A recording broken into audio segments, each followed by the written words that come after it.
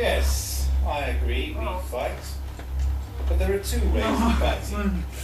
There is the chivalrous fight, where each man uses his own strength, struggles for himself, loses for himself, wins for himself. And there is the fight of the vermin, who sting and suck the blood of their victims. That is the real dedicated soldier, and that is you. And you prove that I have taken your capacity for life and put it in my pocket. But why should it bother you? As I have left you unfit for life, you can relax and continue as you are, without worry or self-reproach. Just lay back. I will drag you through life, body and soul. The responsibility is mine. We've heard it all before. What's an event?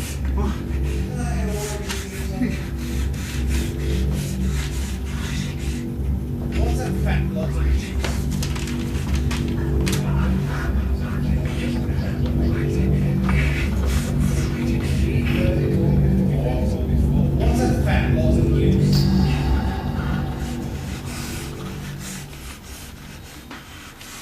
France, I can't stay long, but I must have a word with you about what you're writing. You are writing, aren't you? Writing is all that I am. A letter, Otler told me, to father. Yes. Talking doesn't work. It only ends in rage. And worse, talking to father turns me into somebody else. I become exactly what he thinks I am. Your father has a bad heart. If your letter made something happen to him, how would you feel? Guilty. So? No. So will you let Otler read what you're writing? Yes. And if Otler let me read it too, that would be reasonable, wouldn't it? And if Otler suggested it wasn't suitable for father, would you keep it away from him?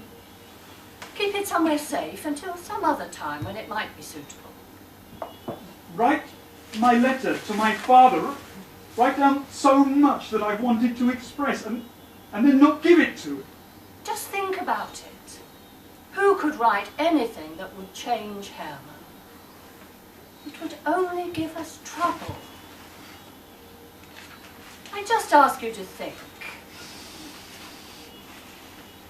Thank you. And, as usual, I didn't know how to respond. It needed to be written.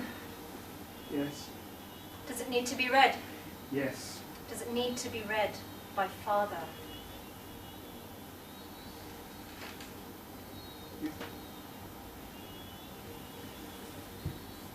If I hadn't written it, I would have needed to have sent it. As I have written it, doesn't need to be sent. You've drained the poison. Enough.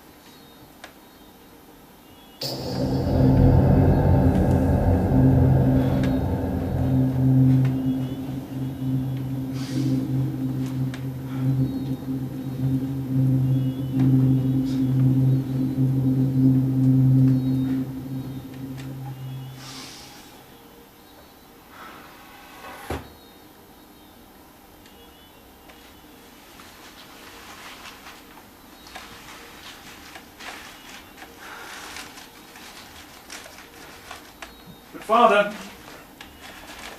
I do have one last thing for you. Another distasteful tale.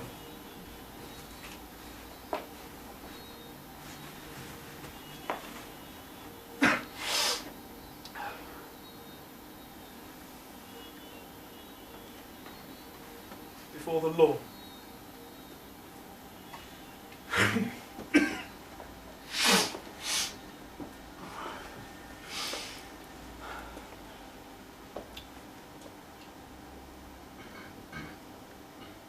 Before the law stood a doorkeeper, and before the doorkeeper stood a man, and the man asked to enter, and the doorkeeper said, Not right now. Perhaps later. Perhaps. And the man looked past impatiently, and the doorkeeper invited him to try to enter without permission. But I am powerful, he said. And before the second hall is a doorkeeper far more powerful than me, and I cannot even face the gaze of the third doorkeeper. And the man was puzzled by this entrance to the law, but he accepted the offered stool and sat and waited. For days and years he waited. And slowly, piece by piece, he gave to the doorkeeper everything he possessed. And the doorkeeper accepted each gift with the same words: I take this only so you will not feel that something has been left undone. And the man wasted away. But the doorkeeper remained upright, strong. And finally, when the man had shrunk to almost nothing, he asked the doorkeeper, tell me, in all these years, no one else has approached this door. Why is that? And the doorkeeper, seeing death nearby, knelt down and told him. There could be no one else. This door was meant only for you. And now I'm going to shut it.